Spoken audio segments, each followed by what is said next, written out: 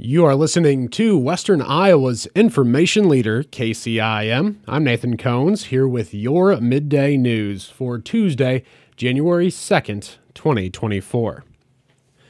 The Carroll County Board of Supervisors approved a resolution during this morning's meeting to increase the rate billed to communities for contracted law enforcement services. According to Sheriff Ken Pingree, the Carroll County Sheriff's Office provides law enforcement coverage for the local towns that don't have a standalone police department. We have 10 towns in our county that we contract law enforcement with. The last time the contract was done was 2014, and so 10 years ago. And in that contract, it said that the rate will be increased up to 5% every year. Well, it's just one of those things that sits there, and we haven't revisited it with any of the towns. So basically, we're about 50% behind on our fees. And in that time, just the cost of a deputy salary has gone up 47%. The per capita cost for law enforcement services is increasing from $14.33 per resident to $21.07, which matches that 47% increase to deputy salaries. Pingree says he has spoken with the area's mayors and clerks, and they understand the need for an adjustment. I did reach out to all the city clerks, most of the mayors, told them what was going to happen, and then I go around to each of our contract towns once a year and do a city council meeting with them, go over their stats and stuff. So they kind of knew this was coming. They didn't know as much, and everybody's in agreement they need to get caught up. Hopefully from here on out we can make it a point to do a 5% increase or whatever we deem necessary each year.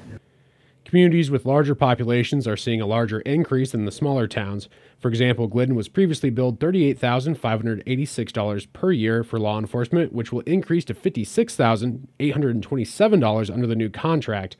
Pingree says the increases might seem large, but Carroll County's rates are still very affordable compared to neighboring counties. I just have Sac County's contract.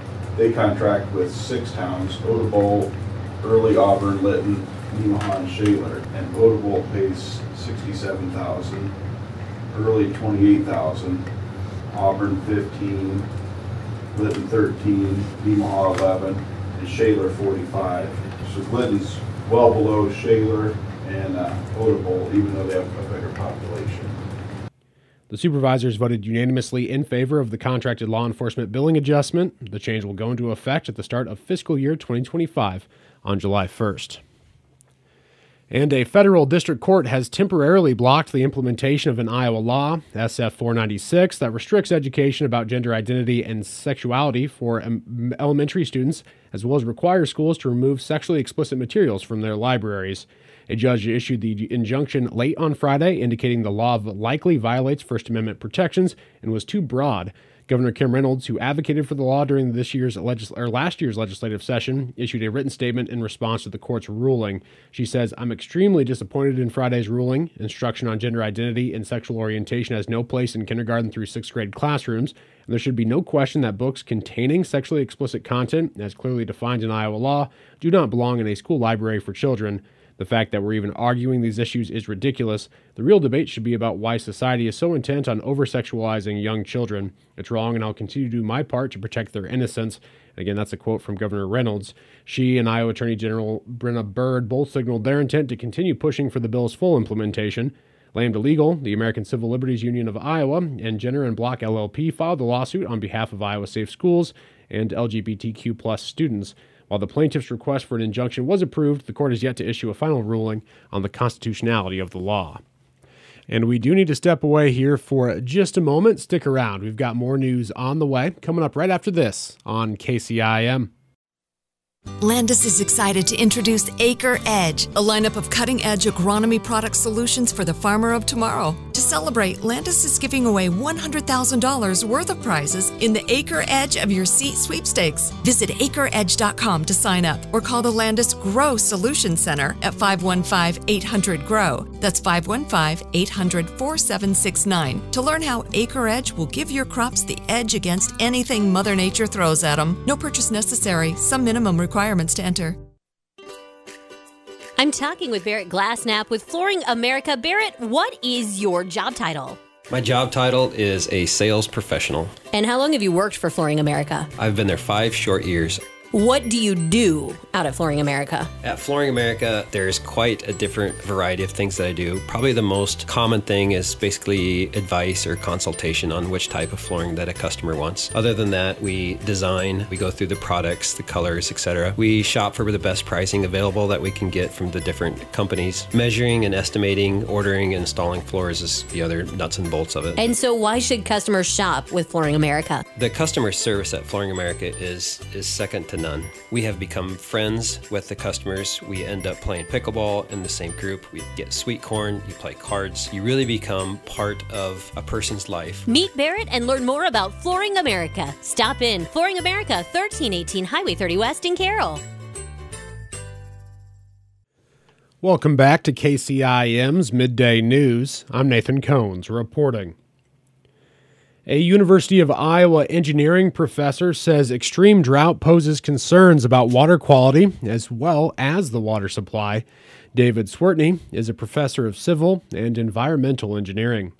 Lots of communities are looking at how they can augment their existing supply or find alternative supplies, which is why we really need to take really good care of the resources we have and not have impaired supplies that then can't work. Swertney is director of the University of Iowa's Center for Health Effects of Environmental Contamination. The center was established in 1987 by the Iowa Groundwater Protection Act. When we have a drought, we still have the same amounts of chemicals that we're putting into that water, but less water there leads to higher concentrations and sometimes greater need for treatment, which also stresses how water systems need to provide for their communities. Swertney says beyond regional water systems that serve communities and rural residents, 300,000 Iowans rely solely on a private well for their water. Many of those are shallow inside, say, the alluvial plains near rivers and creeks. As those start to dry up, then you have homeowners that are on their own because those fall out of most state and federal oversight, needing to secure water supplies. And we hear anecdotal tales of residents in northwest Iowa who have had their wells run dry, and we're just beginning to think about what that means for the quality and the reliability of well water for private well consumers. Swertney made his comments during a recent appearance on Iowa Press on Iowa PBS. And Republican leaders in the Iowa House and Senate say it's likely lawmakers will move up the date the Iowa personal income tax drops to just one flat rate, but there's no agreement on the governor's call to eliminate the income tax. House Speaker Pat Grassley notes the state income tax rate is currently scheduled to drop to 3.9% for the 2026 tax year. We've got about $3 billion in our taxpayer relief fund. That needs to be back in the hands of Iowans as soon as possible. And so I think that's what you're going to see a lot of the conversation around the upcoming months.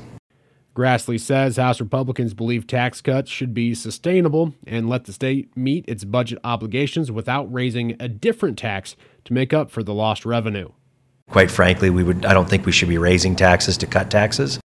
Senate Majority Leader Jack Whitver says Senate Republicans want to cut taxes as much as possible, as quickly as possible. And I think everyone kind of agrees we want to get the cuts that we put in place, get those expedited. And then the conversation will be, what do we do next? Do we cut it a little bit and then come back next year? Do we cut it a lot? Do we phase it out over time? Do we put some formula in place to phase it out? That will be the main conversation. The 2024 Iowa legislative session begins on Monday, January 8th. Governor Kim Reynolds has said she wants to eliminate the state income tax by January of 2027, so she'll be outlining her legislative agenda during the annual Condition of the State address next Tuesday. That's January 9th. Likely, the income tax will be one of the key components of that address to the state. And that is going to be wrapping up your KCIM Midday News. For these stories and many more, be sure to check us out online by following us on Facebook and Twitter, on the web at 1380kcim.com, or through the Carroll Broadcasting mobile app, which is available for free via Google Play or the Apple App Stores. I'm Nathan Cones reporting.